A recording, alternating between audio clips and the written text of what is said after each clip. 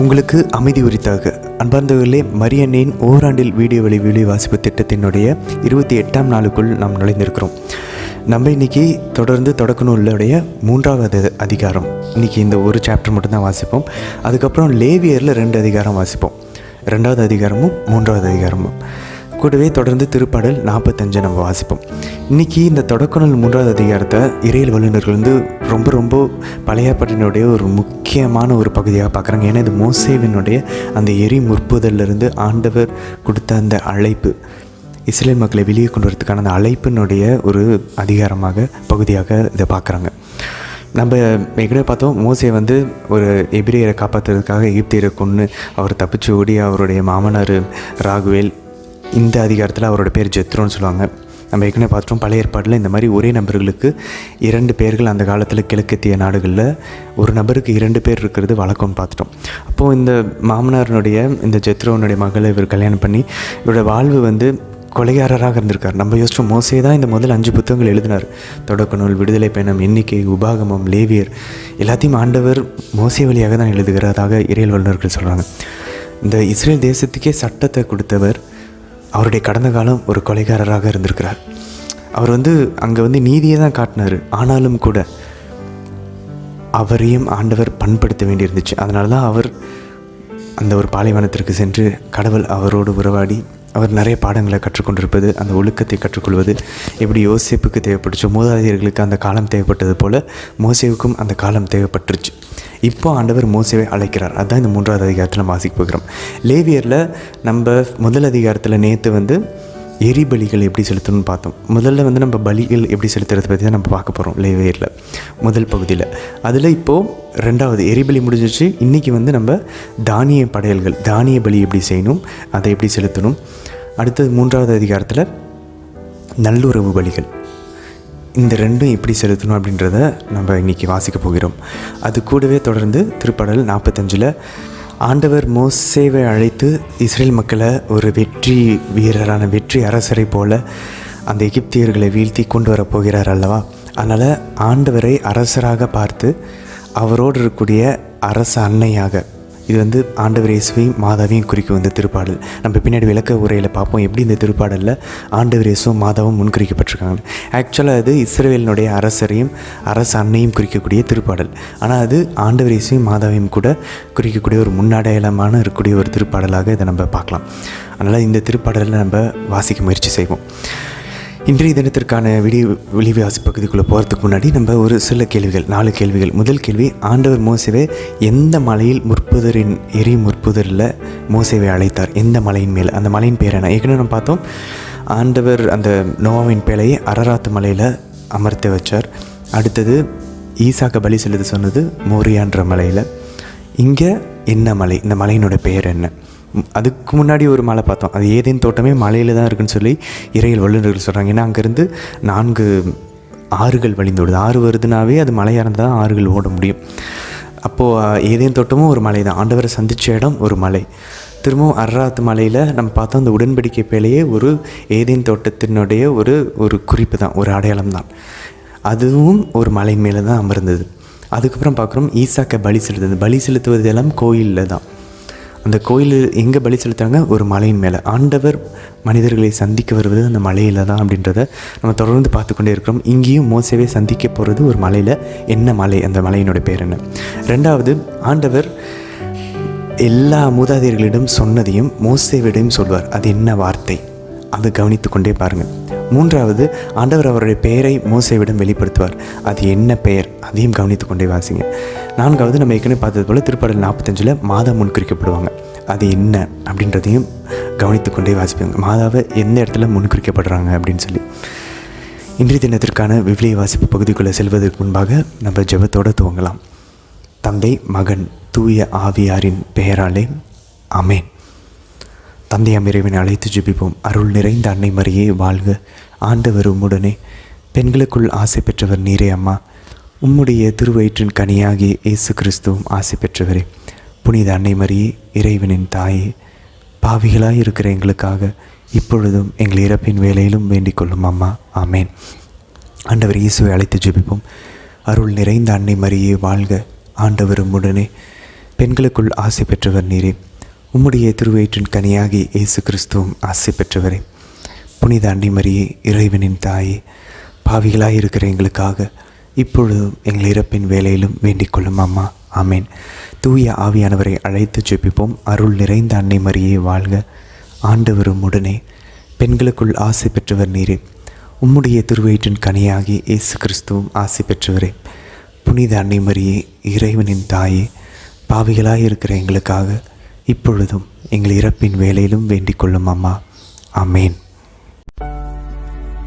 விடுதலை பயணம். அதிகாரம் 3.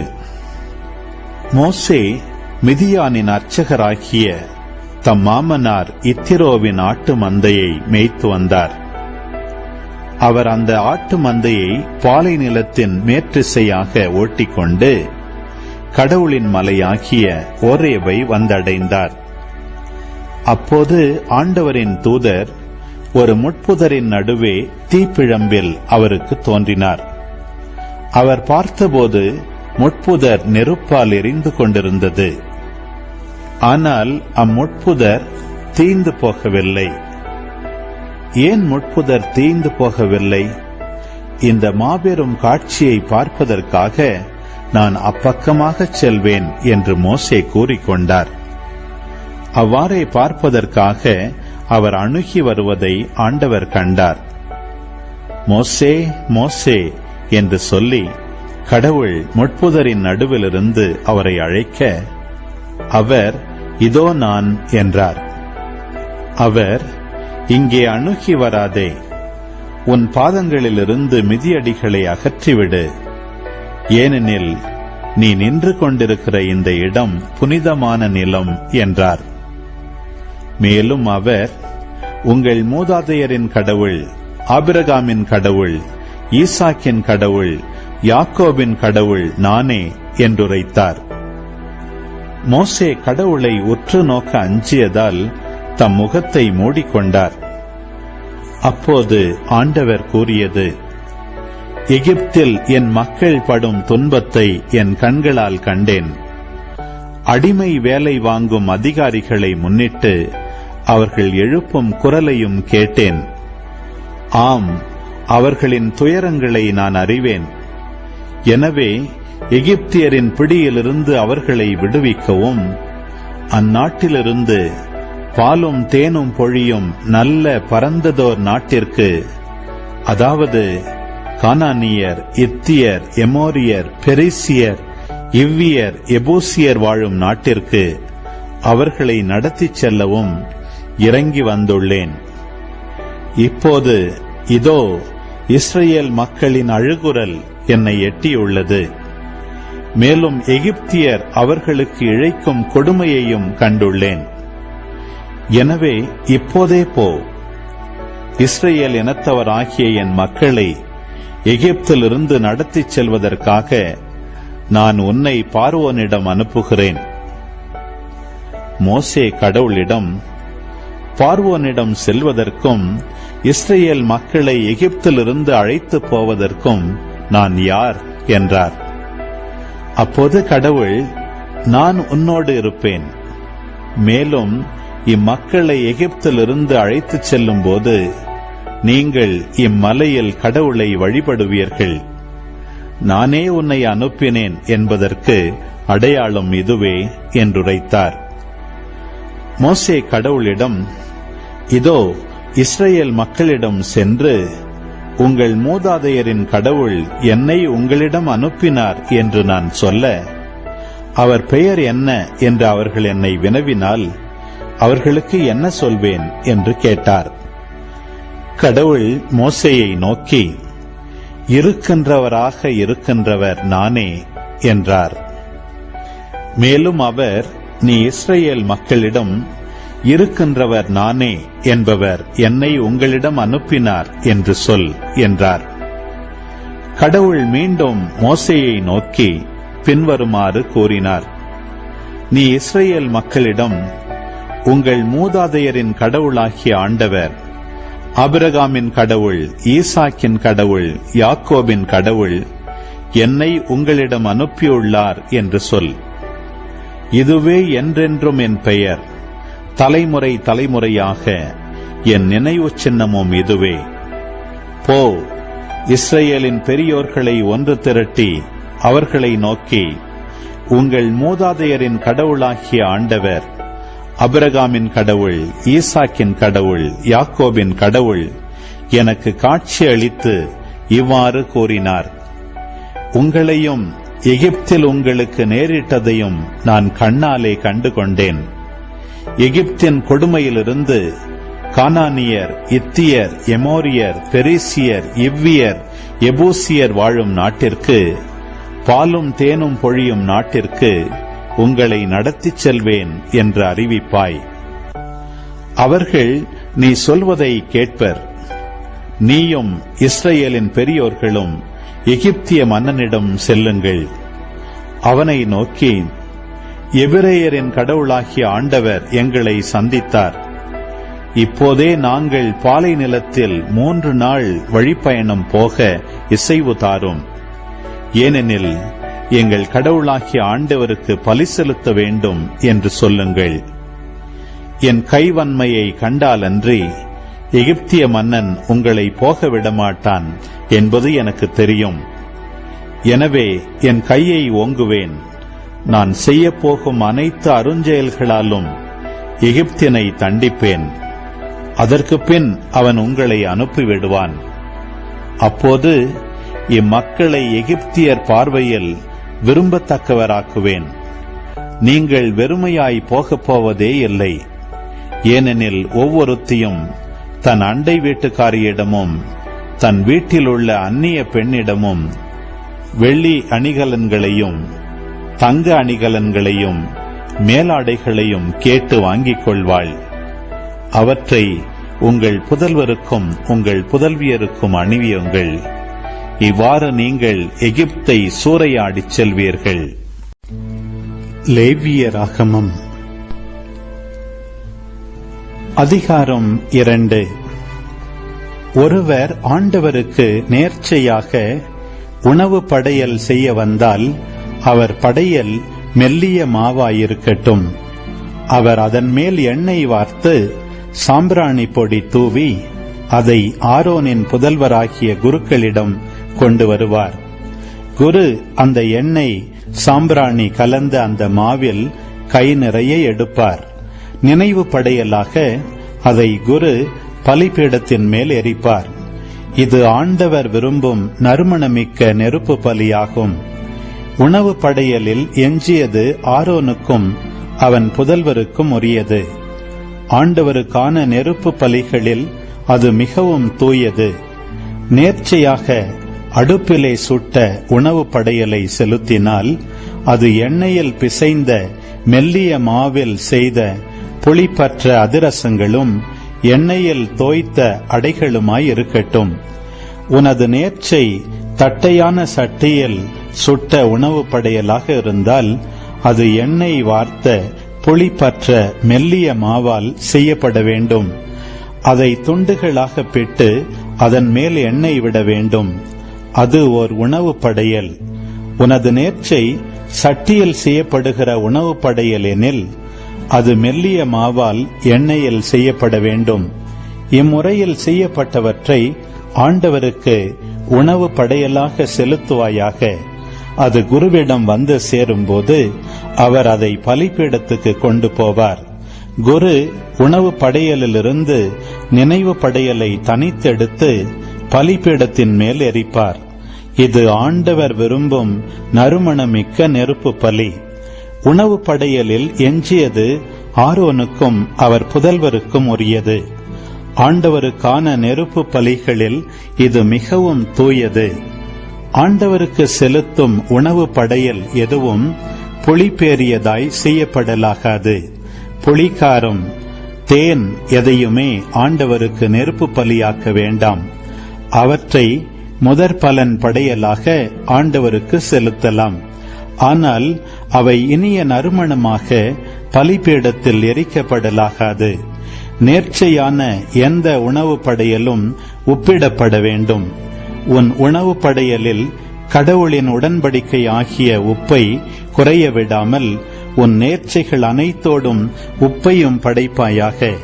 முதற் பலன்களில் உணவு படையலை ஆண்டவருக்கு செலுத்தினால் அறுவடையான கதிர்களை நெருப்பில் வாட்டி உதிர்த்து உன் முதற் பலன்களின் உணவு படையலாக செலுத்த வேண்டும். அதன் மேல் எண்ணெய் ஊற்றி சாம்பிராணி போட வேண்டும். இதுவும் ஓர் உணவு படையலே. உதிர்க்கப்பட்டவற்றிலும் எண்ணெயிலும் இருந்து நினைவு படையலுக்கான பகுதியை குரு எடுத்து சாம்பிராணியோடு எரித்து விடுவார். இது ஆண்டவருக்கான நெருப்பு பலி. லேவியராகமம் அதிகாரம் 3. ஒருவரது நேர்ச்சை நல்லுறவு பலியாயிருந்தால் அது அவரது மாட்டு மந்தையிலிருந்து எடுத்து செலுத்தப்படும். காளையாகவோ பசுவாகவோ இருந்தால் அவர் பழுதற்ற ஒன்றை ஆண்டவருக்கு முன்பாக கொண்டு வருவார். நேர்ச்சையின் தலைமேல் அவர் தம் கையை வைத்து சந்திப்பு கூடாரத்தின் நுழைவாயிலில் அதனை கொல்ல வேண்டும். அப்போது ஆரோனின் புதல்வராகிய குருக்கள் அதன் இரத்தத்தை பலிபீடத்தின் மேல் சுற்றிலும் தெளிப்பர். நல்லுறவு பலியிலிருந்து அவர் ஆண்டவருக்கு நெருப்பு பலியாக குடல்களை செலுத்த வேண்டியது. அவற்றை சுற்றிலும் உள்ள கொழுப்பு முழுவதும், இரு சிறுநீரகங்களும், அவற்றின் மேல் சிறு குடல்களிடத்தில் இருக்கும் கொழுப்பும், சிறுநீரகங்களோடு கல்லீரலின் மேல் இருக்கிற கல்லும் ஆகும். ஆரோனின் புதல்வர் அதை பலிபீடத்தில் நெருப்பின் மீது உள்ள கட்டைகளில் ஏற்கனவே வைத்திருக்கும் எரிபலியோடு எரிப்பர். அது ஆண்டவருக்கு உகந்த நறுமணமிக்க நெருப்பு பலியாகும். ஒருவர் ஆண்டவருக்கு நேர்ச்சையாக நல்லுறவு பலியை தம் ஆட்டு மந்தையிலிருந்து செலுத்தினால் அது பழுதற்ற கிடாயாகவோ ஆடாகவோ இருக்கட்டும். ஒருவர் நேர்ச்சையாக ஆட்டை செலுத்தினால் அதை ஆண்டவர் திருமுன் கொண்டு வந்து நேர்ச்சையின் தலைமேல் அவர் தம் கையை வைத்து சந்திப்பு கூடாரத்தின் முன்பாக அதனை கொல்ல வேண்டும். ஆரோனின் புதல்வர் அதன் இரத்தத்தை பலிபீடத்தின் மேல் சுற்றிலும் தெளிப்பர். நல்லுறவு பலியிலிருந்து அவர் ஆண்டவருக்கு நெருப்பு பலியாக செலுத்துவது அதன் கொழுப்பும், முதுகெலும்பின் அருகில் வெட்டி எடுத்த கொழுப்பு வாலும், குடல்களை மூடிய கொழுப்பும், அவற்றை சுற்றியுள்ள கொழுப்பு முழுவதும், இரு சிறுநீரகங்களும், அவற்றின் மேல் இடுப்பை ஒட்டியுள்ள கொழுப்பும், சிறுநீரகங்களை அடுத்து கல்லீரலின் மேல் உள்ள சவ்வும் ஆகும். இவற்றை குருக்கள் பலிபீடத்தின் மேல் எரிப்பர். இது ஆண்டவருக்கு உகந்த நெருப்பு பலி உணவாகும். நேர்ச்சையாக ஒருவர் வெள்ளாட்டு கிடாயை செலுத்தினால் அதை அவர் ஆண்டவர் திருமுன் கொண்டு வந்து அதன் தலைமேல் தம் கையை வைத்து சந்திப்பு கூடாரத்திற்கு முன்பாக அதை கொல்வார். ஆரோனின் புதல்வர் அதன் இரத்தத்தை பலிபீடத்தின் மேல் சுற்றிலும் தெளிப்பர். நல்லுறவு பலியிலிருந்து அவர் ஆண்டவருக்கு நெருப்பு பலியாக செலுத்த வேண்டியது குடல்களை மூடிய கொழுப்பும், அவற்றை சுற்றியுள்ள கொழுப்பு முழுவதும், இரு சிறுநீரகங்களும், அவற்றின் மேல் சிறு குடல்களினிடத்தில் இருக்கிற கொழுப்பும், சிறுநீரகங்களோடு கல்லீரல் மேல் இருக்கிற சவ்வும் ஆகும். குருக்கள் பலிபீடத்தின் மேல் அவற்றை எரிப்பர். இது ஆண்டவருக்கு உகந்த நறுமணமிக்க நெருப்பு பலி உணவாகும். கொழுப்பையோ இரத்தத்தையோ நீங்கள் உண்ணலாகாது. இது உங்கள் உறைவிடம் எங்கும் தலைமுறை தோறும் உங்களுக்கு மாறாத நியமமாக விளங்கும். திருப்பாடல் 45. மன்னரை குறித்து யான் கவிதை புனைகின்ற பொழுது இனியதொரு செய்தியால் என் நெஞ்சம் ததும்பி வழிகின்றது. திறன்மிகு கவிஞரின் எழுதுகோல் என என் நாவும் ஆகிடுமே. மானிடம் ஐந்தருள் பேரழகு பெருமகன் நீர், உம் இதழி நின்று அருள் வெள்ளம் பாய்ந்து வரும்.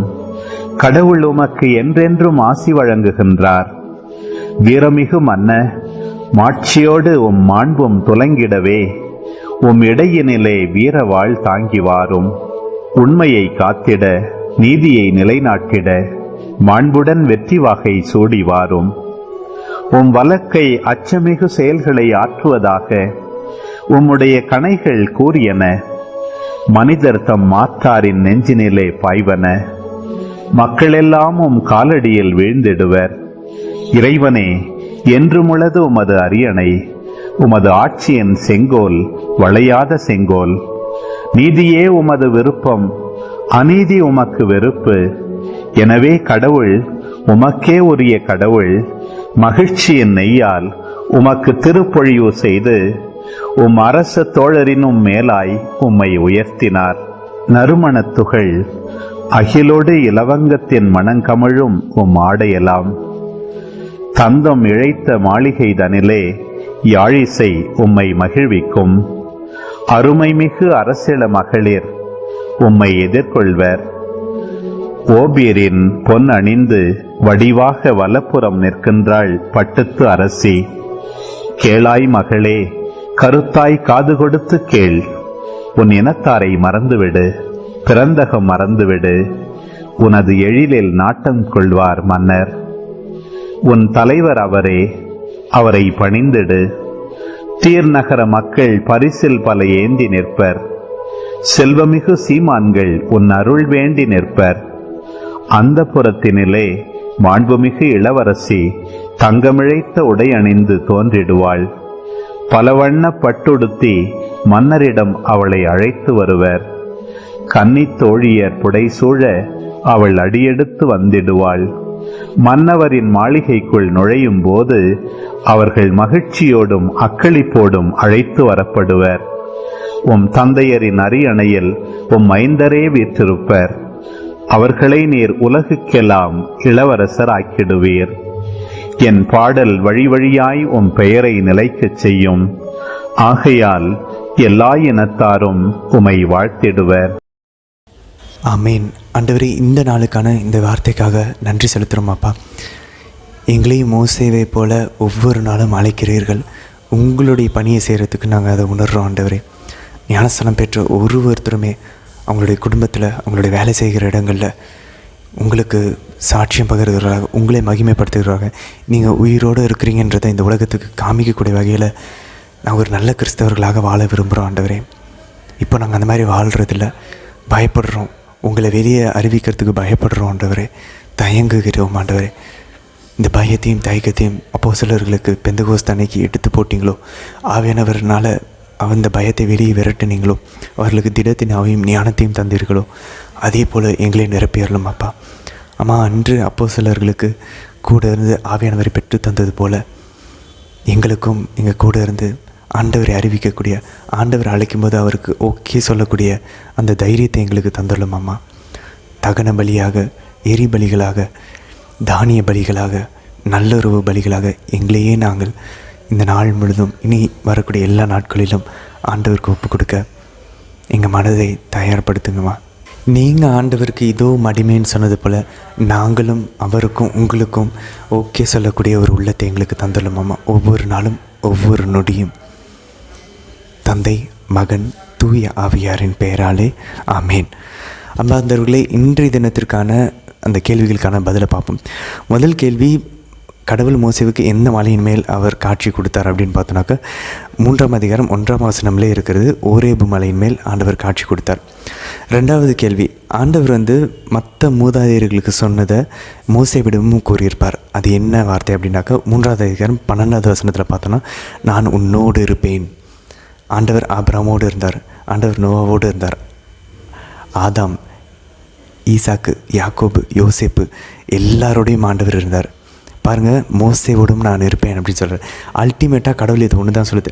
நம்ம சிறையில் இருந்தாலும், குழியில் இருந்தாலும், நமக்கு குழந்தை பாக்கியம் இல்லைனாலும், நம்ம எவ்வளோ பாருங்கள், அவர் கொலை செய்தவர், ஆனாலும் கடவுள் அவரோடு இருந்தார். ஏன்? அவரோட பாவத்தை அவர் அங்கீகரிக்கலை, ஆனால் அவரை பண்படுத்துகிறார்.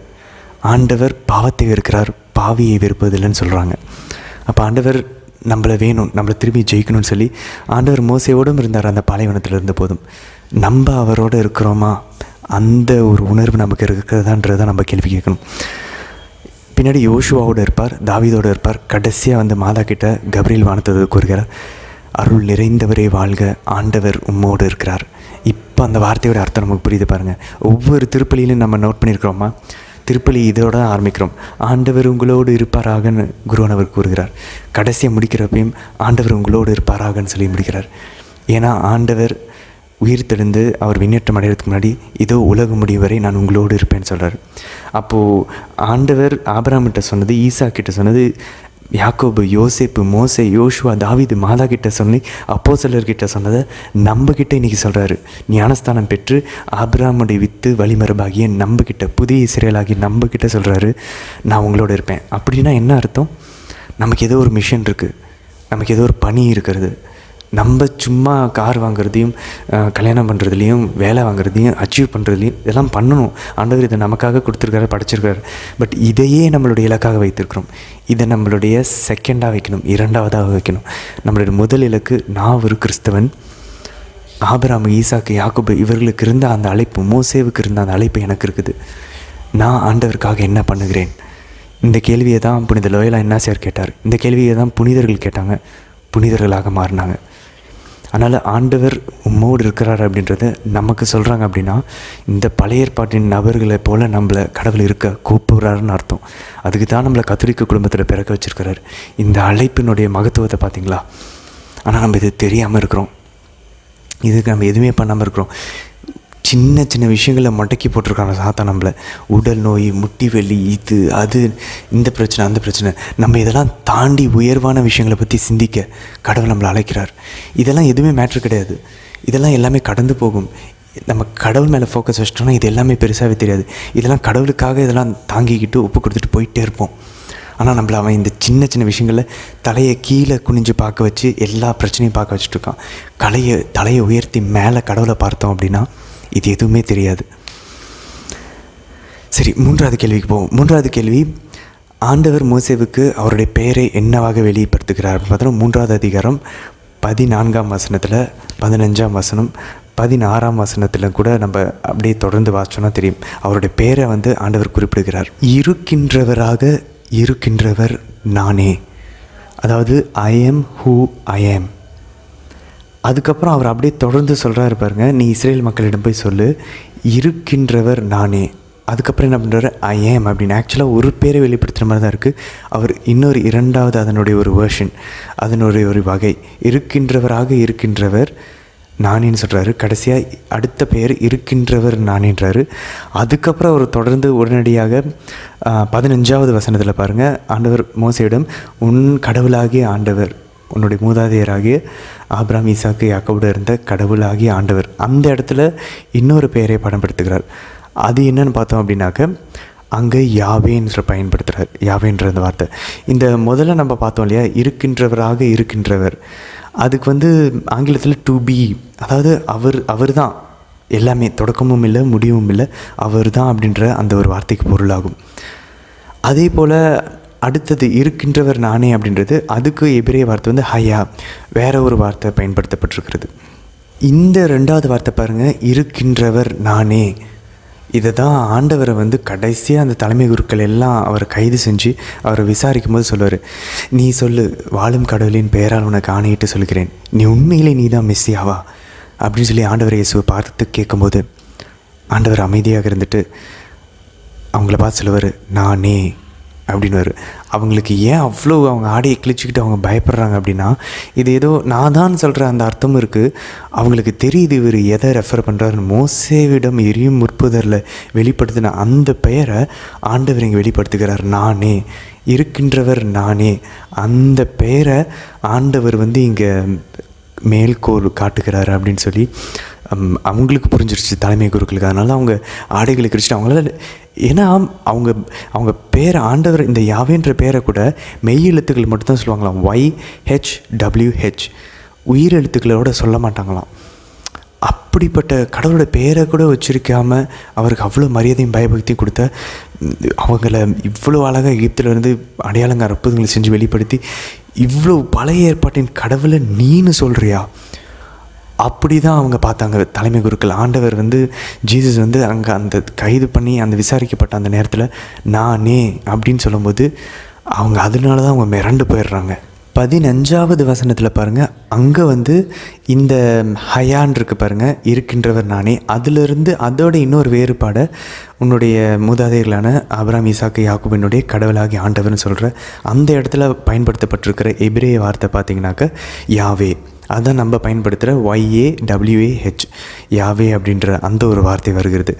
அப்போது இதை வந்து எப்படி புரிஞ்சுக்கலாம் அப்படின்னா, இருக்கின்றவராக இருக்கின்றவர் ஃபஸ்ட்டு அவர் வெளிப்படுத்துகிற பேர், அதுக்கப்புறம் திரும்ப சொல்கிறது இருக்கின்றவர் நானே, அதிலிருந்து திரும்ப வெளிப்படுத்துகிறது உன் கடவுளாகிய ஆண்டவர்.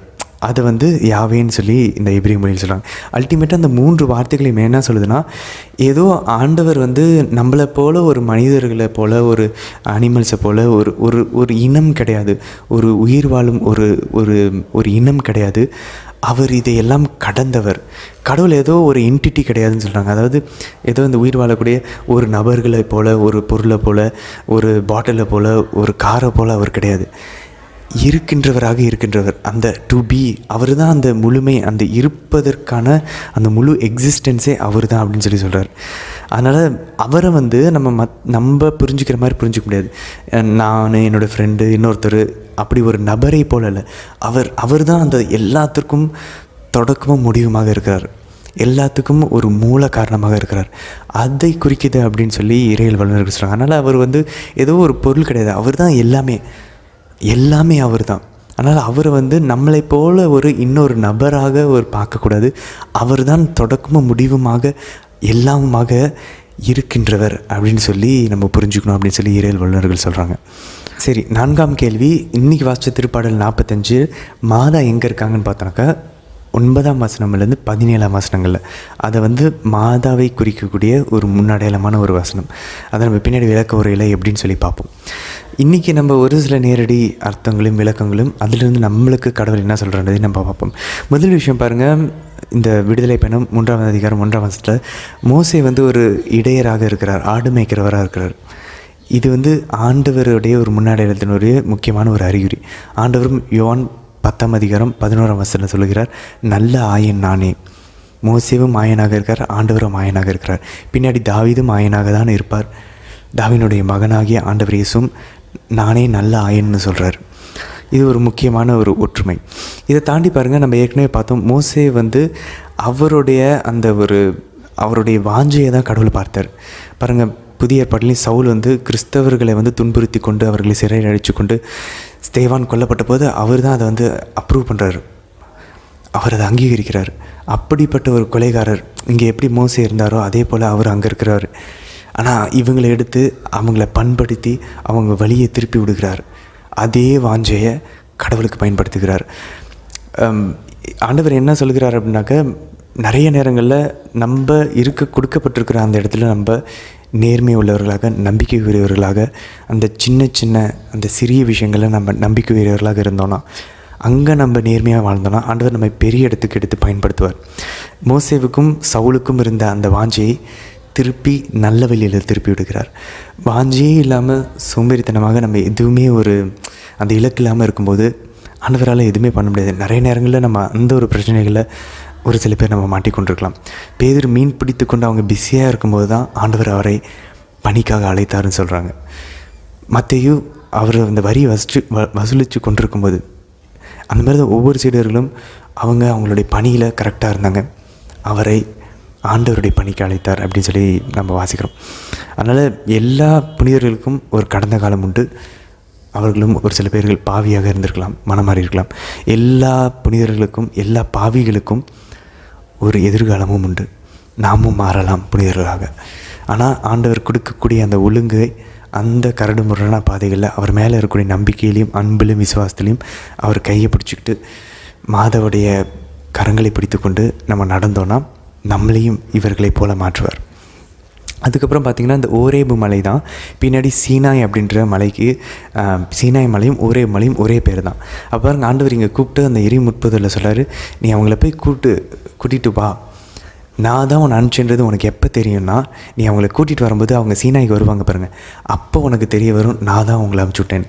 அப்போது பாருங்கள், ஒரு சில நேரங்களில் கடவுள் நம்மக்கிட்ட இதை தான் விரும்புகிறாரு, இது கடவுளுடைய விருப்பன்றது நமக்கு எப்போ தெரியும்? நமக்கு தோணும் ஜெபிக்கும் போது மனசில், ஆனால் அது நடக்கும்போது தான் தெரிய வரும், ஓகே இது கடவுள் தான் பண்ணார், அதனால தான் நல்லபடியாக நடந்திருக்கு அப்படின்னு சொல்லி. அது திருமணமாக இருக்கலாம், வேலையாக இருக்கலாம், கடவுள் நமக்கு வாக்களித்த விஷயமாக இருக்கும். அது நமக்கு கிடைக்கும்போது தெரியும், ஓகே அது அந்த கடவுள் அப்போ சொன்னார்ல, ஒரு அடையாளம் காட்டினார்ல, அது இப்போ நிறைவேறுது அப்படின்னு சொல்லி நம்மளால் பார்க்க முடியும். அது எங்கேயாச்சும் ஒரு இடத்துல நமக்கு ரெட்ரீட் போகும்போது கன்ஃபார்ம் ஆகலாம், இல்லை நமக்கு யாராவது ஒரு நபர் மூலிமா கடவுளை சொல்லலாம். அது நடக்கும்போது தான் நமக்கு தெரியும், ஓகே அது கடவுள் வாக்களிக்கிறாருன்னு. இன்னொரு முக்கியமான விஷயம் என்னென்னா, அந்த எரி முற்புதல். உண்மையிலே ஆண்டவர் நம்மக்கிட்ட பேசும்போது, ஒரு சில வகையில் ஆண்டவர் பேசும்போது அது ஒரு எரியும் நெருப்பாக இருக்கும், மனசில் அது ஒரு ஃபயராக இருக்குங்க. இதை தான் எரிமை 20:9 வசனத்தில் நம்ம வாசிச்சோன்னா தெரியும். எனக்குள்ளே இருக்கிற அந்த நெருப்பு என்னால் அடக்கி வைக்க முடியலன்னு சொல்லி எரிமை இறைவாக்கினர் சொல்லுவார். அப்போஸ்தலர் பணி 4 20 வசனம் வாசிச்சோன்னா தெரியும். அப்போஸ்தலர் சொல்கிறாங்க, நாங்கள் பார்த்த விஷயத்த, நாங்கள் கேட்ட விஷயத்த எங்களால் அதை பற்றி பேசாமல் இருக்க முடியாதுன்னு சொல்லுவாங்க. ஏன்னா அவங்களுக்குள்ளே இருக்க நெருப்பு, அந்த எரி முற்புதல், அதை அடக்க முடியல. சவேரியாரை பார்த்துருக்கீங்களா? நம்மளோட ஃப்ரான்சிஸ் சவேரியார், அவரை எப்பயுமே அவரோட இதயத்தில் ஒரு நெருப்பு இருக்கிற மாதிரி காட்டுவாங்க. ஏன்னா அவருக்குள்ளே அந்த ஆண்டவர் மேலே இருக்கக்கூடிய அந்த அன்பின் நெருப்பு அடக்கி வைக்க முடியாது.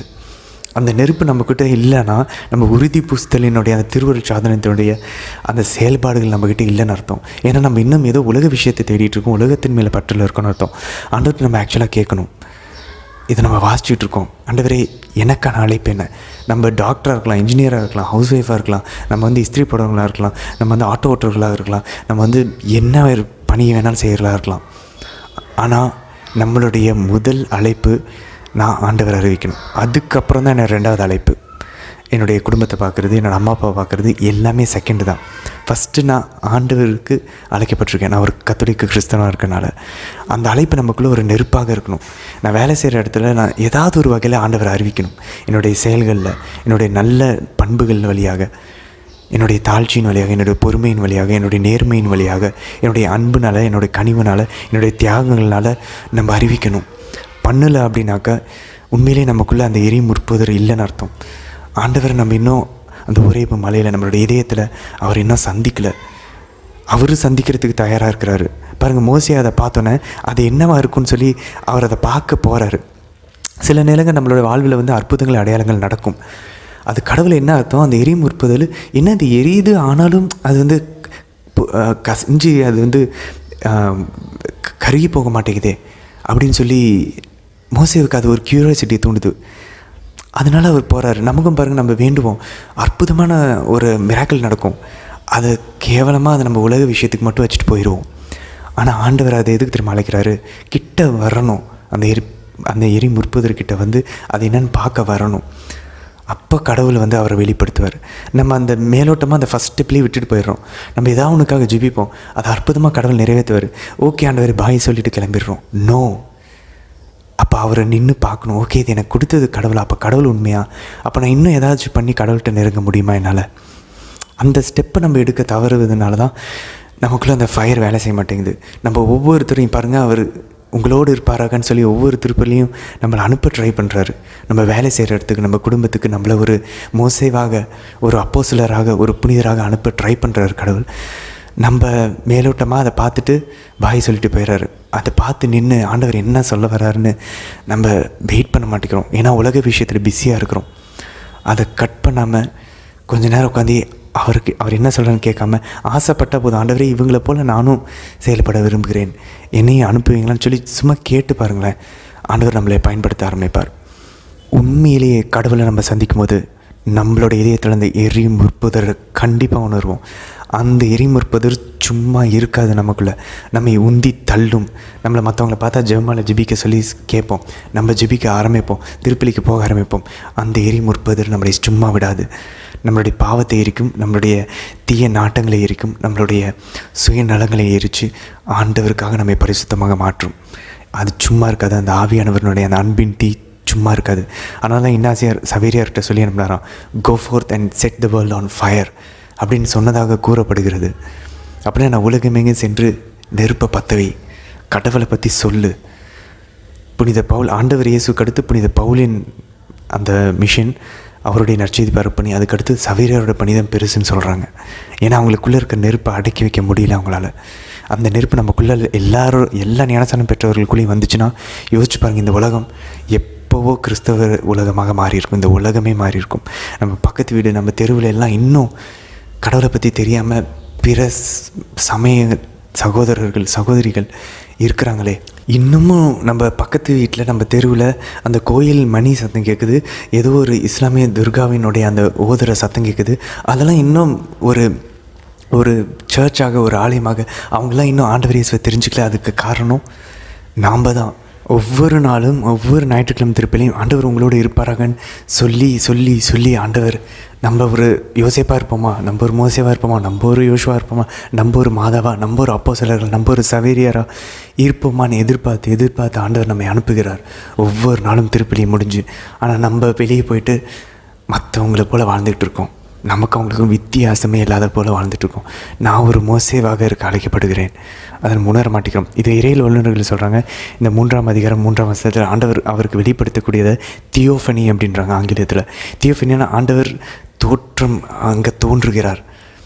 இந்த அடையாளம் இது ஒரு முதல் ஒரு அருள் அடையாளம் அப்படின்னு சொல்கிறாங்க, ஒரு அற்புதம் அப்படின்றாங்க. அது எரியுது, ஆனால் அது கருக மாட்டேங்குது அந்த முற்புதர். நம்மளோட வாழ்க்கையில் நிறைய அந்த மாதிரி அற்புதம் இருக்குது. ஆண்டவரே ரொம்ப நன்றின்னு சொல்லி எல்லாம் சொல்கிறோம், சொல்லிவிட்டு ஆண்டவருக்கு டாட்டா பாய் சொல்லிட்டு கிளம்பிடுறோம். இவ்வளோ அப்போ ஆண்டவர் உண்மைனா அந்த உலகத்துக்கு அதை நான் அறிவிக்கணுன்ற அந்த ஒரு தாகம் நமக்குள்ளே வர மாட்டேங்குது. அதே மாதிரி தான் பாருங்கள், ஆண்டவர் 3ஆவது அதிகாரம் 18ஆம் வசனம் சொல்லுவார், நீ அவங்கள போய் விடுவிச்சு கூட்டிகிட்டு வா. எதுக்கு?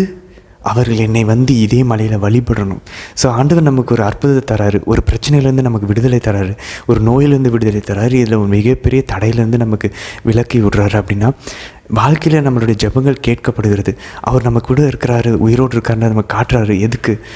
அவர்கிட்ட இன்னும் அந்த முற்பதற்கிட்ட மோசையை நெருங்கி போனதை போல் நம்ம கடவுள்கிட்ட நம்மளோட உறவு நெருங்கணும்.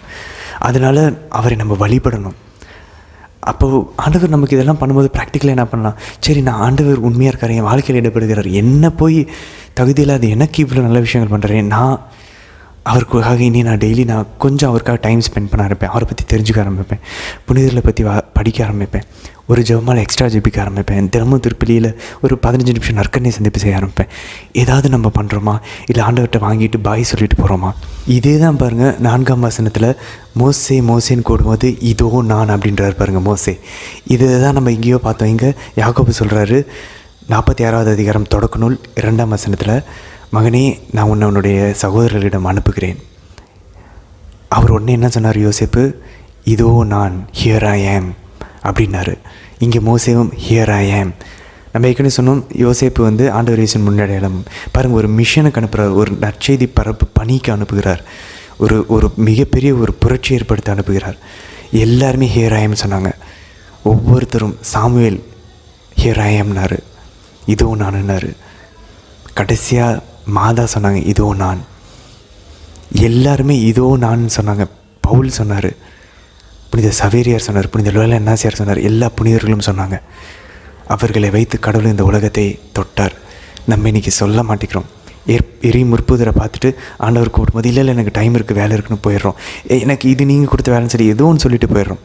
இல்லை, நம்மளுடைய வேலைகளுக்கு மத்தியிலும் வெறும் இதுக்காக தான் நான் படிக்கிறது, சம்பாதிக்கிறது, ஏதோ அச்சீவ் பண்ணுறது, கண்ணை மூடிட்டு அது எல்லாமே போயிடும். அதுக்காக வெறும் கேவலம் அதுக்காகவா நம்மளுடைய இந்த அழகான அந்த வாழ்க்கையை கடவுள் கொடுத்தாரணும்.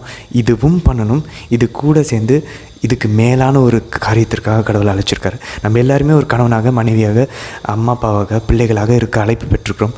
அதையும் தாண்டி ஒரு மேலான அழைப்பு இருக்குது. இதோ நான் உங்களோடு இருக்கிறேன். நம்ம உடனே இதோ நானுன்னு சொல்லிட்டு ஒவ்வொரு நாளும் நம்மளுடைய குடும்பத்துலேயும், நம்ம வேலை செய்கிற இடத்துலையும், நண்பர்கள் மத்தியிலையும், பக்கத்து வீட்லேயும், நம்ம இருக்கிற இடத்துலையும் நம்ம இதோ நான் சொல்லிவிட்டு ஒவ்வொரு நாளும் ஆண்டவரை அறிவிக்கணும். வார்த்தையிலையும், நம்மளுடைய வாழ்வின் முறையிலும். இது நம்ம செய்யலை அப்படின்னாக்கா நம்ம தவறி கொண்டிருக்கிறோம். நம்ம ஞானஸ்தானத்தினுடைய அந்த அபிஷேகத்தை நம்ம சரியாக செயல்படுத்தலைன்னு அர்த்தம். அதுக்காக உடனடியே உள்ளே இறங்கி பண்ணணும் இல்லை, ஜெபிக்கலாம், நம்ம தயாரிக்கலாம். மோசேவுக்கு டைம் எடுத்துச்சு, யோசேப்புக்கு டைம் எடுத்துச்சு. நம்ம என்ன தயாரிக்கிறோம் அதுதான் கேள்வி. நான் தினமும் மாதா சொன்ன அந்த 3 ஜெபமாலைகளாக ஜெபிக்கிறேன்னா, நான் டெய்லி திருப்பலிக்கு போக முயற்சிக்கிறேன்னா, நான் மாதத்துக்கு ஒரு முறையாவது பாவசங்கீர்த்தனம் பண்ணுறேன்னா, நான் நற்கரணை சந்திப்பு செய்கிறேன்னா, விவிலியம் வாசிக்கிறேன்னா, புனிதர்களை பார்த்து அவர்களுடைய வாழ்க்கையை பற்றி கேட்டு வாசித்து அந்த மாதிரி இருக்கணும்னு ஆசைப்படுகிறேன்னா, இதெல்லாம் பண்ணிகிட்டே இருந்தால் போதும், நம்மளை கொஞ்சம் கொஞ்சமாக தயார்படுத்தி அந்த டைம் வரும்போது அந்த மாரி முற்புதரை நம்மளும் உணர்வோம். அதே போல் பாருங்கள், 19 வசனத்தில் 20 வசனத்தில் நீ போய் பார்வன்ட்டு கேட்பேன், ஆனால் பார்வனுடைய இதயத்தை நான் கடினப்படுத்துவேன், அவன் உங்களை விட மாட்டான்.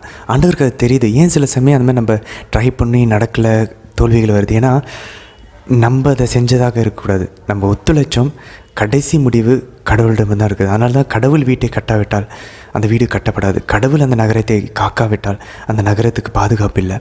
இதை நம்ம உணரணும். அதுதான் தாவீது நம்ம அன்றைக்கி வாசித்தோம் திருப்பாடலில். அதுக்கப்புறம் இஸ்ரேல் மக்கள் சொல்கிறாங்க, எங்களுடைய வாழ்நாளில் நாங்கள் ஜெயிக்கலை, நாங்கள் சண்டை போட்டோம், ஒத்துக்கிறோம், பட் ஆனால் அதுக்காக நாங்கள் ஜெயிக்கணும்னு அவசியம் இல்லை, தோற்று கூட போயிருந்துருக்கலாம், 10 10 எங்களுக்கு தெரியாது.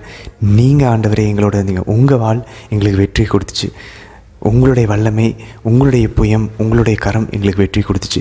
இதுதான் தாழ்ச்சி. இதை நம்ம அடைய முயற்சி செய்யணும். சரி, லேவியரை நம்ம வாசித்து கொண்டிருக்கிறோம். ஆண்டவர் ஏற்கனவே நம்ம பார்த்தோம், மூதாதையர்கள் அந்த குருத்துவத்தை, அந்த ஆபிரகாம், ஈசாக்கு, யாக்கோபு, நோவா, ஆதாமெல்லாம் அந்த குருத்துவத்தை பயன்படுத்தி அவங்க பலிகள் செலுத்தி கொண்டிருந்தார்கள் அவங்களுடைய குடும்பத்துக்கு. இப்போ ஒரு இனம் உருவாகி அந்த இனங்கள் நிறைய குடும்பங்கள் சேர்ந்து ஒரு இனம், ஒரு ட்ரைப் ஆகுது. அந்த நிறைய ட்ரைப்ஸ், நிறைய இனங்கள் சேர்ந்து 12 இனங்கள் சேர்ந்து ஒரு தேசமாக இன்றைக்கி உருவாக்கியிருக்கிறாங்க.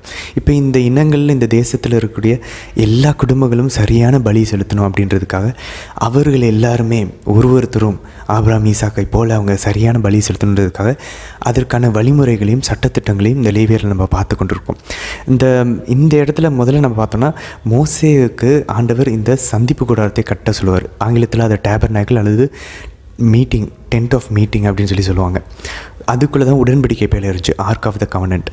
இந்த சந்திப்பு கூடாரம் உடன்படிக்கை பேழையிலிருந்து தான் ஆண்டவர் இந்த லேவியர் மொத்தத்தையும் கட்டளிடுகிறார், எப்படி பலி செலுத்தணும். ஏன்னா பலி இந்த சந்திப்பு கூடாரத்தில், இந்த டென்ட் ஆஃப் மீட்டிங்கில், இந்த டேபர்நாக்கில் தான், அந்த உடன்படிக்கையின் பேழைக்கு முன்னாடி தான் இந்த பலிகள் எல்லாம் செலுத்தப்பட போகிறது. அதனால் அங்கேருந்து மோசேவுக்கு சொல்கிறார். இதுக்கு முன்னாடி எங்கே பேசினார் நம்ம இன்றைக்கி வாசித்தோம், இந்த விடுதலை பயணத்தில் சீனாய் மலையிலேருந்து. இப்போது அவங்க சீனாய் மலை அல்லது ஓரேப் மலையிலேருந்து அந்த வனாந்தரத்துக்குள்ளே போகும்போது ஒரு நடமாடும் சீனாய் மலையாக, அந்த ஓரேபு மலையாக இந்த சந்திப்பு கூடாரம் இருக்க போகிறது. ஆண்டவர் அங்கே சீனாய் மலையிலேருந்து பேசினார். அதுக்கப்புறம் பாலைவனத்தில் இந்த சந்திப்பு கூடாரத்திலேருந்து, இந்த உடன்படிக்கை பேழையிலிருந்து ஆண்டவர் பேச போகிறார்.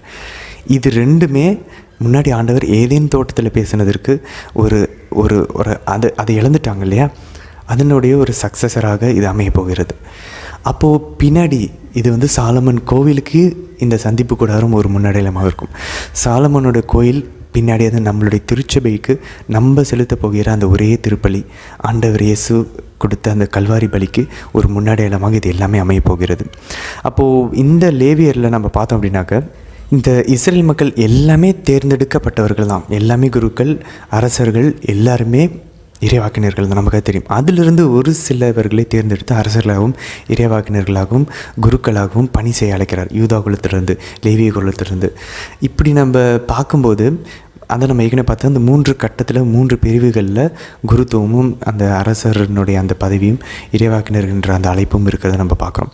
இங்கே இந்த பலிகளை செலுத்துவது பிரைமரியாக ஒரு குருவானவர்கள் தான் செலுத்தணும். அதனால தான் இந்த லேவியர் புத்தகத்தில் குருத்துவத்தை பற்றின அந்த ஒரு சட்டத்திட்டங்களையும் நம்ம வாசிப்போம். சரி, மொத்தம் 5 விதமான பலிகளை நம்ம வாசிக்க போகிறோம். முதல் அதிகாரத்தில் நேற்று எரிபலிகளை எப்படி செலுத்தணும்னு வாசித்தோம்.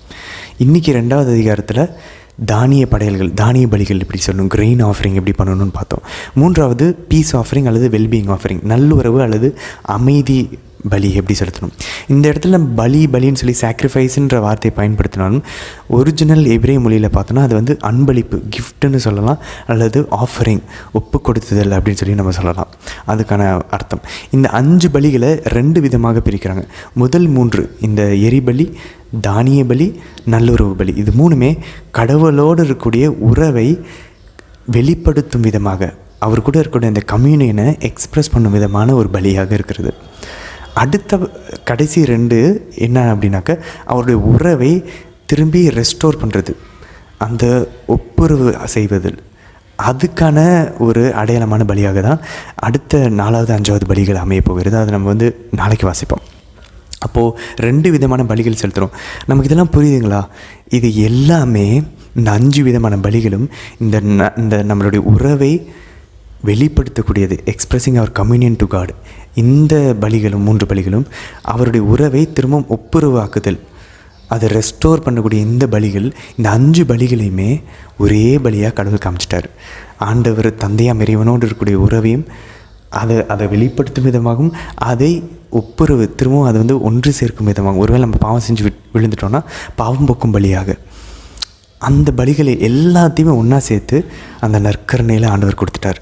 திருப்பலியில் நம்ம அதை செஞ்சிகிட்ருக்கோம். ஆனால் அதுக்கான அடித்தளம் பாருங்கள், எவ்வளோ அழகாக பழைய ஏற்பாட்டில் கடவுள் அதை நமக்கு தயார்படுத்தி நம்ம மனங்களை புரிய வைக்கிறார். ஒவ்வொரு திருப்பலியிலும் நம்ம வந்து இந்த ஒப்புரவு, ஆண்டவரோடு இருக்க உறவை வெளிப்படுத்தும்படி, அதே நேரத்தில் அது வந்து நம்ம ஆண்டவரோட உறவை திரும்பவும் ஒருவேளை நம்ம பாவம் செஞ்சுட்டோம்னா அந்த திருப்பலியை நம்ம ஒப்புக் கொடுக்கலாம். ஆண்டவரே, என்னோடய பாவத்துக்கு பலிகாரமாக இன்றைய திருப்பலியை நான் ஒப்புக் கொடுக்குறேன் ஆண்டவர்னு சொல்லி நம்ம ஒப்புக் கொடுக்கலாம். அதனால நம்ம பாவ மன்னிப்பு சடங்கு வழிபாடு நம்ம செய்கிறோம் திருப்பலியில். அது பாவம் போக்கும் பலியாகவும் அது இருக்கிறது. இந்த 5 விதமான பலிகள், சிலது வந்து விலங்குகளை வைத்திருக்கும், சிலது வந்து வெஜிடபிள்ஸ் வச்சுருக்கும், காய்கறிகளை கொடுக்கறது, தானியங்களை கொடுக்கறதாகவும் இருக்கும். ஸோ இந்த எல்லாமே அப்பம், அந்த திராட்சை ரசம், ஆண்டவருடைய ரத்தம், ஆண்டவருடைய உடல், இது எல்லாத்தையுமே அதில் ஒன்றிணைக்கிறது. இறையியல் வல்லுநர்கள் என்ன சொல்கிறாங்கன்னா, இந்த பலி செலுத்துறது எதை குறிக்குது, ஏன் இதெல்லாம் ஆண்டவர் கேட்குறாரு? ஆண்டவர் வந்து எல்லாமே அவரோட தானே, ஏன் அதில் ஒரு சிலதை எடுத்து முதற்கனிகளை எடுத்து கொடுக்க சொல்கிறாரு? இது எதை குறிக்குது அப்படின்னாக்க, நம்ம விலங்கை கொடுத்தாலும், தானியத்தை ஆண்டவருக்கு பலியாக கொடுத்தாலும், இல்லை அன்பளிப்பாக ஒப்பு கொடுத்தாலும், அது எதை குறிக்கிறது அப்படின்னாக்க, அந்த டேர்ம் என்ன யூஸ் பண்ணால் குர்பான் அப்படின்னாக்க அது வந்து நம்ம ஒரு அன்பளிப்பாக ஒப்பு கொடுக்கறது, அந்த வார்த்தை தான் பயன்படுத்தப்படுகிறது. அப்போ இது என்ன சொல்லலாம், ஒரு எரி குர்பான் அல்லது இதை வந்து ஒரு தானிய குர்பான் அப்படின்னு சொல்லலாம். ஜெபான்னா தான் பலின்னு அர்த்தம், சாக்ரிஃபைஸ்னு அர்த்தம். அதை வந்து அடிக்கடி யூஸ் பண்ணல அப்படின்னு சொல்கிறாங்க, குர்பான் தான் யூஸ் பண்ணுறாங்க. அப்படின்னா இறையியல் வல்லுநர்கள் என்ன சொன்னாங்கன்னா, நம்ம பாருங்கள், விடுதலை பயணம் 1வது அதிகாரம் 4ஆம் வசனத்திலையும், இன்றைக்கி வாசித்த 3ஆம் அதிகாரம் 2வது வசனத்திலையும், லேவியர் 1ஆம் அதிகாரம் 4ஆம் வசனத்திலும், லேவியர் 3ஆம் அதிகாரம் 2வது வசனத்திலையும் நம்ம வாசனா தெரியும், அந்த பலிகள் மேலே கையை வைக்க சொல்கிறாங்க. அந்த ஆடு மேலே, அந்த விலங்கு மேலே கையை வைக்க சொல்கிறாங்க. இது இறையியல் வல்லுநர்கள் என்ன சொல்கிறாங்கன்னா, அது இனிமேல் உன்னுடைய பிரதிநிதியாக அந்த ஆடு இப்போ மாறப்போகிறது. நம்ம அதனுடைய தலையின் மேலே கை வைக்கும்போது எனக்கு பதிலாக அந்த ஆடு அங்கே பலியாகிறது. அப்போ இது என்ன சொல்கிறாங்க, ரிச்சுவலிஸ்டிக் செல்ஃப் ஆஃபரிங், நம்ம முழுமையாக கடவுளுக்கு கொடுப்பது. இப்போ நம்ம இந்த பலிகளை வாசிக்கும் போது நமக்கு என்ன மனசில் வரணும்னா, அந்த தானியம் அங்கே எரிக்கப்படுவது போல் நான் என்னையே முழுமையாக அங்கே நான் எரிக்க உங்களுக்கு ஒப்பு கொடுக்குறேன். அந்த எரி பலிகளாக இருக்கலாம், அது வந்து தானிய பலிகளாக இருக்கலாம், எதுவாக இருந்தாலும் என்னையே அந்த விலங்கு எப்படி வெட்டப்பட்டு அந்த உங்களுக்காக முழுமையாக அதை ஒரு தகன பலியாக கொடுக்கப்படுகிறதோ, அதே போல் என்னையே நான் முழுமையாக உங்களுக்கு கொடுக்குறேன். எனக்கு பதிலாக நான் அந்த மாதிரி உங்களுக்காக நான் முழுமையாக எரிந்து கரைந்து மறைந்து உங்களால் நான் நிரம்ப விரும்புகிறேன் அப்படின்றத காட்டக்கூடிய ஒரு விதமாக தான் இந்த பலிகள் அமைகிறது. இதில் இந்த சந்திப்பு கூடாரத்தில் இந்த உடன்படிக்கை பேழை முன்னாடி இதெல்லாம் நடக்குது. பின்னாடி இந்த உடன்படிக்கை பேழையை கொண்டு போய் சாலமன் கோயிலில் வச்சு சாலமன் கோயிலில் இந்த பலிகள் செலுத்தப்படும். பின்னாடி அது ஆண்டவர் இயேசு நிலையான ஒரே பலியாக அதை மாற்றி அதை திரும்பவும் ரத்தம் சிந்துதல் இல்லாத ஒரு பலியாக நம்ம ஒவ்வொரு நாளும் திருப்பலியில் நம்ம இன்றைக்கி இந்த புதிய இஸ்ரேல் இந்த பலிகளை செலுத்தி கொண்டிருக்கிறது. ஒரே பலியாக இது எல்லாத்தையும் மொத்தமாக. சரி, இது ஒரு பக்கம் இருக்க. இன்றைய திருப்பாடல் 45 மாதா எங்கே முன்மொழியப்பட்டிருக்கிறாங்க, முன்குறிக்கப்பட்டிருக்காங்க அப்படின்னு பார்த்தோன்னாக்க, இன்றைக்கி 45 அதிகாரத்தில் 9லேருந்து 17 வரைக்கும் நம்ம வாசிச்சோன்னா அது ஃபுல்லாக மாதாவை பற்றி தான். ஏன்னா பாருங்கள், அரசனுடைய வலது புறத்தில் பட்டத்தரசி அந்த ஓபேரின் பொன்னணிந்து அழகாக நிற்கிறத நம்ம அங்கே பார்க்குறோம்.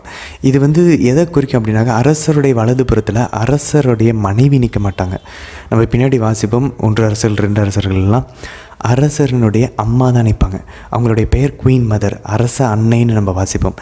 அதுக்கு எபிரேய மொழியில் கெபிரா அப்படின்ற பெயர். கெபிரா அரச அன்னை அப்படின்னா அரசருக்கு அடுத்தபடியாக மிகுதியான வல்லமை அந்த இஸ்ரேல் மக்களுக்கு இடையே அரச அன்னைக்கு தான் உண்டு.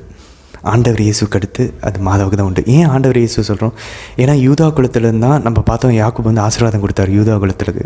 உன்னிடமிருந்தே அரசர்கள் வெளியே வருவாங்க, அந்த செங்கோல் உன்னை விட்டு வெளியே போகாது, உன்னுடைய ஆட்சி எல்லா மக்களும் உனக்கு கீழ்ப்படியும் வரைக்கும். எல்லா மக்களும் எங்கே கீழ்ப்படிச்சாங்க? யூதா குலத்தில் இருக்க எந்த அரசருக்கும் கீழ்ப்படியவே இல்லை. ஆனால் அது ஆண்டவர் இயேசுவுக்கு கீழ்ப்படிய போகிறது. கீழ் படிந்து கொண்டிருக்கிறது இந்த மொத்த உலகம். அப்போது யூதா குலத்திலிருந்து தான் தாவீது அரசர் வருகிறார். தாவீது அரசனுடைய அரியணையில் பின்னாடி அவரோட மகன் சாலமன் அமர்வார். நம்ம 1 அரசர்கள் 2 அரசர்கள்லாம் வாசிப்போம். அப்போது சாலமனுடைய அரசர் தாவீது அரசனுடைய அரியணைக்கு வலதுபுறத்தில் ஒரு அரியணை போடப்பட்டு அதில் அவங்க அம்மா அமர்வாங்க, கெபிரா அமர்வாங்க, அரச அன்னை அமர்வாங்க. ஏன்னா பல மனைவிகள் இருக்கனால மனைவி யாரும் அமர மாட்டாங்க, ஒரு அம்மா தான் இருக்க முடியும். அப்போ அந்த அம்மாவை வந்து அரசனையாக அமர்த்துவாங்க. இதுதான் தாவீதினுடைய வழிமரபில் அவங்களுடைய அரசாட்சியில் இருக்கக்கூடிய ஒரு வழிமுறை. அப்போது வலதுபுறத்தில் அமர்றாங்க அப்படின்னா அதிகாரம், அந்த வல்லமை வலதுபுறத்தில் இருக்கவங்களுக்கு தான் கொடுக்கணும். அதனால தான் நம்ம வாசிக்கிறோம், தந்தையின் வலதுபுறத்தில் போய் ஆண்டவர் இயேசு அமர்ந்தார்னு. ஆண்டவர் இயேசுடைய வலதுபுறத்தில் அப்போ யார் இருப்பா? மாதா தான் இருக்க முடியும். தந்தையின் வலதுபுறத்தில் ஆண்டவர் இருக்காரு, ஆண்டவர் இயேசு. ஆண்டவர் இயேசுடைய வலதுபுறத்தில் மாதா தான் இருக்க முடியும். ஏன்னா கப்ரியேல் வானதூதர் வந்து மாதா கிட்ட சொல்கிறாங்க, லூக்கா நற்செய்தி 1ஆம் அதிகாரத்தில், உங்களுடைய பிறக்கக்கூடிய அந்த குழந்தைக்கு அவருடைய தந்தை தாவீதின் அரியணையை கடவுள் கொடுப்பார், அவருடைய ஆட்சிக்கு முடிவே இராதுன்னு சொல்கிறாங்க. அப்போது ஆண்டவர் இயேசு வந்து எதில் அமர்ந்திருப்பாராம்? தாவீதின் அரியணையில். அவருடைய ஆட்சிக்கு முடிவே இருக்காது. இந்த பிரபஞ்சத்துக்கே அவர் தான் அரசர்கள் எல்லாம் அரசராக இருக்க போகிறார். ஆனால் அவர் எதில் உட்காந்துருக்காரு? தாவீதின் அரியணையில். அதையே மாதா கிட்ட வந்து கப்ரியேல் வானதூதர் சொல்லணும். ஏன்னா மாதாவை தெரிஞ்சுக்கணும், அவங்க தாவீதின் அரியணையில் ஆண்டவர் இயேசு அமரப் போகிறார்னா அவங்க மாதா வந்து அவருக்கு வலதுபுறத்தில் அமர்ந்திருப்பாங்கன்னு விண்ணகத்தில். அதனால தான் ஜெபதேயின் மக்கள் பாருங்கள், யோவானும் யாக்கோபுடைய அம்மா வந்து நற்செய்தியில் ஆண்டவர் இயேசுகிட்ட கேட்பாங்க, ஆண்டவரே நீங்கள் ரோமையர்கள் எல்லாம் தூக்கி எரிஞ்சிட்டு அதிகாரத்துலேருந்து நீங்கள் அரசராக இருக்கும்போது உங்களுடைய வலதுபுறத்திலையும் இடதுபுறத்துலையும் என்னுடைய மகன்களை உட்காரணும்னு நீங்கள் எனக்கு வாக்கு கொடுக்கணும் அப்படின்வாங்க. ஆண்டவர் புறக்கணிக்க மாட்டார். அவருடைய அரசாட்சி இந்த உலகத்தோடையதல்ல, அவர் விண்ணகத்தில் போய் அமரப்போகிறார். ஆனால் இவங்க அது புரியாமல் கேட்குறாங்க. ஆனால் ஆண்டவர் அந்த ஒரு இடம் இருக்குன்றதை அவர் தட்டி கழிக்க மாட்டார். அவர் என்ன சொல்வார் பாருங்கள், அது என் தந்தை யாருக்கு முடிவு பண்ணியிருக்கிறாரோ அவருக்கு தான் கொடுக்கணும். அப்போ இருக்குது ஏதோ ஒரு இடம், அது என்ன இடம், யாருக்கு, அது யாருக்கு கொடுக்கணும்னு விரும்புகிறாரோ அவங்களுக்கு கொடுக்க போகிறார். பேதுருவுக்கா பவுலுக்கா யாருக்கு கொடுக்க போகிறார்? ஆண்டவர் இயேசுடைய லெஃப்ட் சைடில் இடதுபுறத்தில் யார் இருப்பார்? தந்தை இருப்பார். ஏன்னா தந்தையின் வலதுபுறத்தில் இயேசு இருக்கிறார், நம்ம வாசிட்டோம். அப்போ ஆண்டவர் இயேசுடைய வலதுபுறத்தில் யார் இருக்க முடியும்? அவர் தாவீதின் அரியணையில் அமர்ந்திருக்கிறார் அப்படின்னாக்க வலதுபுறத்தில் மாதா தான் இருக்க முடியும். அதனால தான் இங்கே நம்ம பார்க்குறோம், அவருடைய அந்த அரசரின் வலதுபுறத்தில் பட்டத்து அரசி நிற்கிறார் அப்படின்னு. இன்னொரு அழகான விஷயம் பாருங்கள், மாதாவுக்கு எவ்வளோ வல்லமை இருந்தாலும் மாதா எப்பயுமே தாழ்ச்சியோட ஆண்டவருக்கு அடிபணிஞ்சு தான் இருப்பாங்க. அதை நம்ம இங்கே பார்க்கலாம் பாருங்கள். 45ஆவது அதிகாரம் 12வது வசனத்தில் நம்ம வாசனை தெரியும். அந்த அரசி வந்து அந்த அரசருக்கு வந்து அடிபணிந்து வணங்குவாங்களாம். பாருங்கள், அவங்க சொல்லுவாங்க, உன் தலைவர் அவரை பணிந்திடு. 11வது வசனத்தில் அந்த அரசி வந்து அரசருக்கு பணிஞ்சு தான் நடப்பாங்க. ஆனால் அந்த அரசியை கடவுள் உயர்த்துவார். பாருங்கள் 12வது வசனத்தில், தீர் நகர மக்கள், அதாவது பிற இனத்தவர்கள் எல்லாம் பரிசில் பல ஏந்தி நிற்பர், செல்வமிகு சீமான்களும் உன்னருள் வேண்டி நிற்பர். தீர் நகர் யார்? இஸ்ரேல் மக்கள் கிடையாது, அவங்க பிற இனத்தவர்கள், ஆண்டவர் தேர்ந்தெடுத்த இனம் கிடையாது. அப்போ தீர் நகர் மக்கள் அவங்களுக்கு கிட்டத்தட்ட பாவிகள். அப்போ பாருங்கள், இன்றைக்குமே பிற இனத்தவர்களும் பாவிகளும் இந்த ரெண்டையும் குறிக்கக்கூடிய தீர்நகர் மக்கள் பரிசுகள் பல ஏந்தி வராங்க. வேளாங்கண்ணியில் பார்ப்போமே, எல்லா உலகம் ஃபுல்லாக குவாதலுப்பே, லூர்து, ஃபாத்திமா, எல்லா இடத்துலையும் பாருங்கள் பிற இனத்து மக்கள், பிற மதத்து சகோதர சகோதரிகள் மாதா கிட்ட வராங்க, பரிசுகளோடு வராங்க, வேண்டுதல்களோடு வராங்க. பாவிகளாகிய நம்மளாம் மாதா கிட்ட போகிறோம். இதெல்லாம் நடக்குது. ஆனால் மாதா என்ன பண்ணுறாங்க? ஆண்டவருக்கு பணிஞ்சு நடக்கிறாங்க. அவங்க தாழ்ச்சி தான் அவங்க வல்லமைன்னு சொல்லி தீய ஆவிகள் கூட மாதாவுக்கு சான்று பகிர்கிறது. எக்ஸாசிசமில் பேய் ஓட்டும் சடங்குகளை இது பாருங்கள், மாதாவுடைய தாழ்ச்சி வெளிப்படுத்துது. அதே போல் பாருங்கள் 15வது வசனத்தை பாருங்கள், மன்னவரின் மாளிகைக்குள் நுழையும் போது அவர்கள் மகிழ்ச்சியோடும் அக்களிப்போடும் அழைத்து வரப்படுவர். மாதா விண்ணேற்றம் அடைஞ்சப்போ அப்படி தான் இருந்திருக்கும்ல விண்ணகம். மன்னவர் யார்? ஆண்டவர் இயேசு. அவருடைய மாளிகை எது? விண்ணகம். அதுக்குள்ளே நுழையும் போது மாதா விண்ணேற்பு அடைந்து உள்ளே நுழையும் போது எப்படி இருந்திருக்கும்? மகிழ்ச்சியோடையும் அக்களிப்போடையும் வானதூதர்களும் புனிதர்களும் மாதா வரவேற்றிருப்பாங்க இல்லையா? உம் தந்தையரின் அரியணையில் உம் மைந்தரை வீற்றிருப்பர். மாதாவுடைய தந்தை யார்? கடவுள். அவருடைய அரியணையில் யார் அமர்ந்திருக்க போகிறார்? அவருடைய மகன் ஆண்டவர் இயேசு. நம்ம பின்னாடி வாசிப்போம். நம்ம வெளிப்படுத்தின சுவிசேஷத்தில் ஆண்டவரோடு இணைந்திருக்கும் போது வெற்றி, நம்ம இறுதி வரைக்கும் அவர் மேலே இருக்கிற நம்பிக்கையிலையும் அவருடைய கட்டளைகளையும் கடைபிடிச்சு நம்ம ஜெயிச்சிட்டோம் அப்படின்னா ஆண்டவர் சொல்கிறார், என்னோடு சேர்ந்து என் அரியணையில் ஆட்சி செலுத்த உங்களை நான் வைப்பேன் அப்படின்றார். பாருங்கள், வெளிப்படுத்தின சுவிசேஷத்தில் நம்மளாம் ஆண்டவரோடு சேர்ந்து ஆட்சி செலுத்துவோமா? அதான் சொல்கிறாரு, உன் தந்தையரின் அரியணையில் உன் மைந்தர் வீற்றிருப்பார். மாதாவுக்கு மைந்தர்கள் யார்? முதல் பையன் ஆண்டவர் இயேசு. மற்ற பசங்க மற்ற பிள்ளைகள் நம்ம தான். கடைசி வசனம் பாருங்கள், என் பாடல் வழியாய் உன் பெயரை நிலைக்க செய்வேன், ஆகையால் எல்லா இனத்தாரும் உம்மை வாழ்த்திடுவார். ஓ மை காட், இதை விட நமக்கு வேறு என்னங்க வேணும்? இந்நாள் முதலாம் தலைமுறைகள் என்னை பேருடையால் என்று வாழ்த்திடுமே. மாதா அதை தான் சொல்கிறாங்க, இதை கோட் பண்ணுறாங்க. ஏன்னா மாதாவுக்கு தெரிஞ்சிருச்சு, ஏன்னா கப்ரியேல் வந்தது தான் சொல்கிறாங்க, உன்னுடைய குழந்தைக்கு அவருடைய தந்தை தாவீதின் அரியணையை கடவுள் அவர் கொடுப்பார். மாதாவுக்கு தெரியுது. அப்போது திருப்பாடல் 45 நிறைவேறப் போகிறது மாதாவில். இந்நாள் முதலாம் எல்லா தலைமுறையினரும் உம்மை வாழ்த்திடுவர். இன்றைக்கி அதை தான் நம்ம ஒவ்வொரு ஜெபமாலையிலும் நம்ம செஞ்சிட்ருக்கோம். திருப்பாடல் 45 இருக்குது, அங்கே லூக்கா நற்செய்தி 1ஆவது அதிகாரத்தில் இருக்குது. எல்லா இடத்துலையுமே மாதாவுடைய பெயரை வாழ்த்தணும், சிறப்புற செய்யணும், நிலைக்க செய்யணும். அதனால தான் பாருங்கள், உலகம் ஃபுல்லாக கோயில்கள் அதிகமாக இருக்கிறது மாதாவுடைய பெயரில் தான். உள்ளே யாரை வழிபடுகிறோம்? ஆண்டவர் இயேசுவை. யாரை மகிமைப்படுத்துகிறோம்? ஆண்டவர் இயேசுவை. ஆனால் யார் பெயரில்? மாதாவோட பெயரில் நடக்குது. ஏன்னா மாதா வழியாயும் மாதாவின் வழிமரபு வழியாயும் தான் இந்த உலகம் ஆசீர்வதிக்கப்படுகிறது. ஆண்டவர் வாக்கு கொடுத்து வரதெல்லாம் கடைசியாக மாதாவிலும் மாதாவின் வித்தாகிய ஆண்டவர் இயேசுவிலும் தான் நிறைவேறுகிறது. ஆனால் 2 பேரையும் பிரிக்கவே முடியாது. அதனால தான் இவ்வளவு மகிமைகள் மாதாவுக்கு நம்ம கொடுத்துட்ருக்கோம். அவங்கள கடவுளை வழிபடலை, ஆனால் அவங்கள அம்மாவாக நம்ம போற்றுவோம், அம்மாவாக நம்ம வாழ்த்துவோம். யாரும் அதை கேட்க முடியாது. உலகம் முடியும் வரை இது தொடர்ந்து கொண்டு தான் இருக்கும். அன்பர்களே, நாளைக்கு நம்ம தொடர்ந்து இந்த விடுதலை பயணத்தை நம்ம வாசிப்போம். நாளை தினத்தில் நாளைக்கான வீடியோவில் நம்ம சந்திக்கலாம். ஆமேன்.